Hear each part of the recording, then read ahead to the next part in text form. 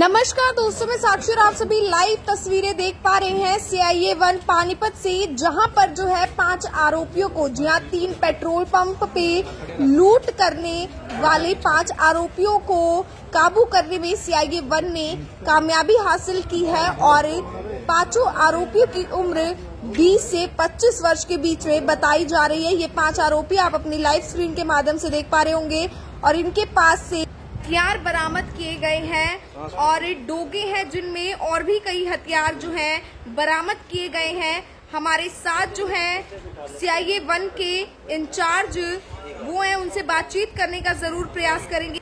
इन आरोपियों को पकड़ा गया और कहां से जो है इन आरोपियों को पकड़ा गया है और डोगे आप देख पा रहे हैं, जी हाँ, डोगे जो है वो भी बरामद किए गए हैं इनके पास से और इनके पूछताछ के लिए 1 दिन की रिमांड पर भी लिया गया है। CIA 1 के इंचार्ज जो है उनसे बातचीत करेंगे, कैसे क्या कुछ पूरा मामला था, कब इन आरोपियों को पकड़ा गया है और क्या क्या हथियार जो है इनसे बरामद हुए हैं।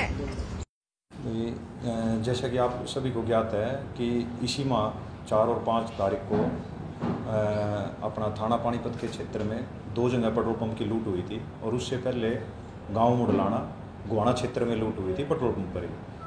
तो उन पेट्रोल पंप वो जो वारदात हुई थी उनकी CCTV फुटेज को चेक करते हुए हमने अपनी अपराध शाखा प्रथम की 3-4 टीमें लगा रखी थी, जो लगातार 7-8-10 दिन से लगातार इन्हीं वारदातों पर काम कर रही थी। तो कल रात को भी गांव नैन के आसपास हमारी CIA प्रथम की एक टीम मौजूद थी, अंग्रेज सिंह के नेतृत्व में उप निरीक्षक हैं।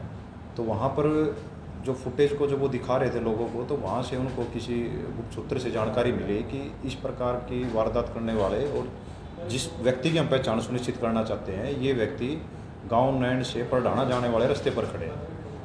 तो तुरंत ही उन्होंने अपनी टीम तैयार करी और जैसे ही वो गांव नैन से निकल कर परडाना की तरफ गए तो रास्ते में उनको 5 व्यक्ति 2 मोटरसाइकिलों के साथ दिखाई दिए और जैसे ही उन्होंने गाड़ी नज़दीक ले जाने की कोशिश की, गाड़ी की बत्ती वगैरह बंद कर रखी थी, तो जैसे ही नज़दीक गए तो उन्होंने पुलिस की गाड़ी को हथियार के बल पर रुकवा लिया और जो 2 मोटरसाइकिल उनके पास थी उन्होंने गाड़ी के आगे फेंक दिया। तो जब गाड़ी की खिड़की खोल के पुलिस ने उतरने का प्रयास किया तो उनको पता चला कि भाई पुलिस है, तो खेतों की तरफ दौड़ लिए। तो पुलिस ने, पार्टी ने बड़ी मशक्क़त के साथ खेतों में भागते हुए उनको काबू किया।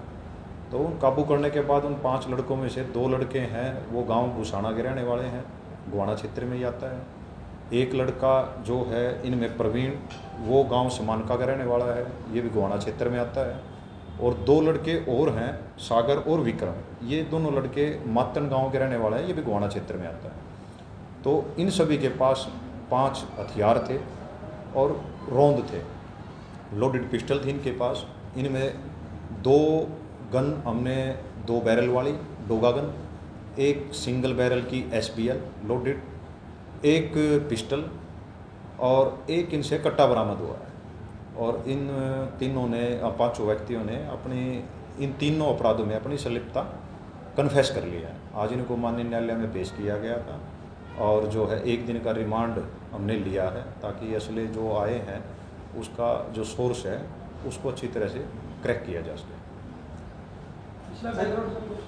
इसमें जो बेसिकली जो अभी तक जो बात सामने आई है, रोहित नाम का लड़का जो गांव भूसाना का रहने वाला है, ये पहले नरेश नाम का व्यक्ति है गांव भूसाना का ही, जो शराब का ठेकेदार था, उसके साथ काम करता था। तो उस दौरान जो रोहित की जो अनदर गैंग था, जो अनदर जो शराब के व्यवसायी थे, उनके साथ झगड़ा हो गया था। तो रोहित के खिलाफ थाना जुलाना में मुकदमा दर्ज है, ये 2021 में दर्ज है। तो इसके बाद रोहित पर भी हमला किया गया था और 2022 में रोहित को काफ़ी चोटें मारी गई थी, उसका पैर भी तोड़ दिया था। तो रोहित ने उस वारदात का बदला लेने के लिए अपने ये 5 आदमी थे जो इसके साथ, जो 4 साथी थे, एक तो गाँव का ही रहने वाला है और बाकी 3 है, इन सदस्यों को अपने साथ मिला लिया। और जो नरेश नाम का व्यक्ति है जो भूसाना का रहने वाला है, तो वो पता चला है कि वो पीछे भी हार्डकोर क्रिमिनल रहा है, 8 मुकदमे उस पर दर्ज रहे हैं और वो इस टाइम यहाँ हरियाणा में नहीं है। उसने इन व्यक्तियों को ये हथियार थे वो प्रोवाइड कराए थे ताकि रोहित को जो चोटें मारी थी जिस गैंग ने, जिसमें बबलू नाम का व्यक्ति था, उससे अपना बदला ले सके। और उसके बाद हो सकता है कि नरेश को भी इनसे कोई ना कोई अपना काम निकलवाना हो। हथियार आने के बाद इन्होंने अपने आप को इस काबिल बनाने के लिए कि वो हथियारों को तरीके से हैंडल कर ले, इन्होंने ये 3 वारदातों को लगातार अंजाम दिया। और कल भी मोस्ट प्रोबेबली हमारे पास यही सूचना आई थी कि ये कल भी किसी न किसी वारदात को अंजाम देंगे, क्योंकि वहाँ नज़दीक एक पेट्रोल पंप और है नैनगांव में लुपुर स्कूल के पास।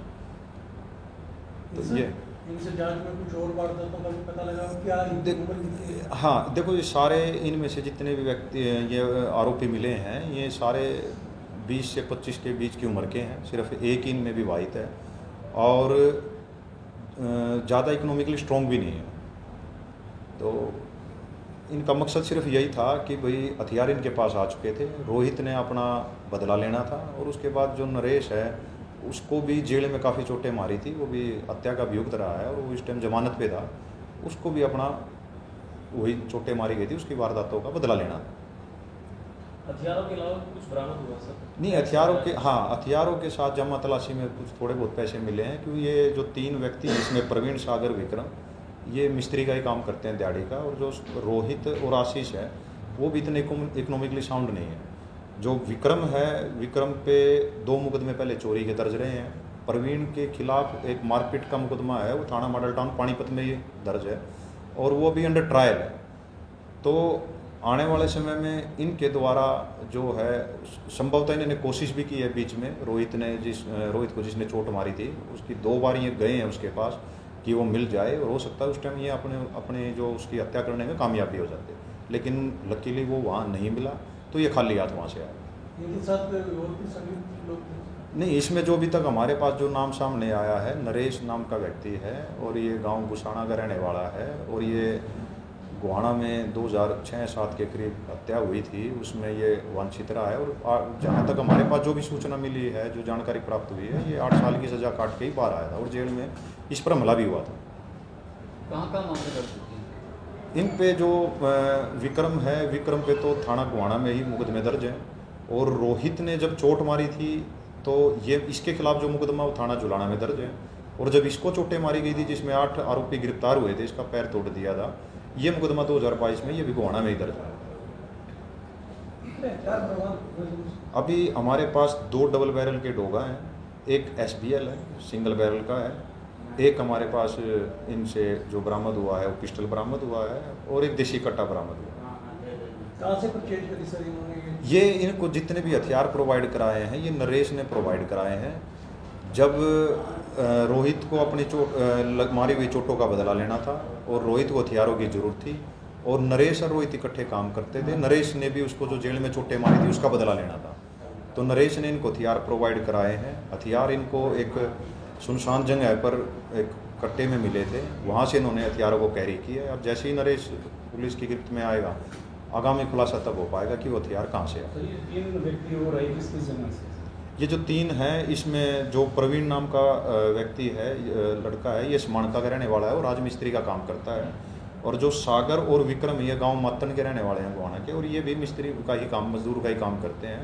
और इनकी जानकारी इसलिए हुई है कि जैसे मिस्त्री गांव में एक दूसरे के गांव में काम करने के लिए जाते हैं, तो इस माध्यम से इनकी जानकारी हुई थी।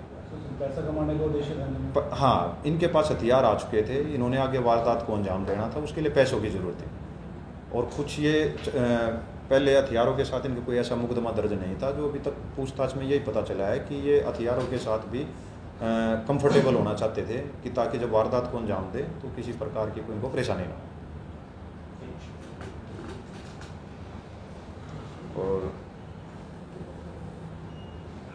अब मैं थोड़ी ऑफ रिकॉर्ड बात बताऊँगा, प्लीज़ पेपर बंद कर लेना। जो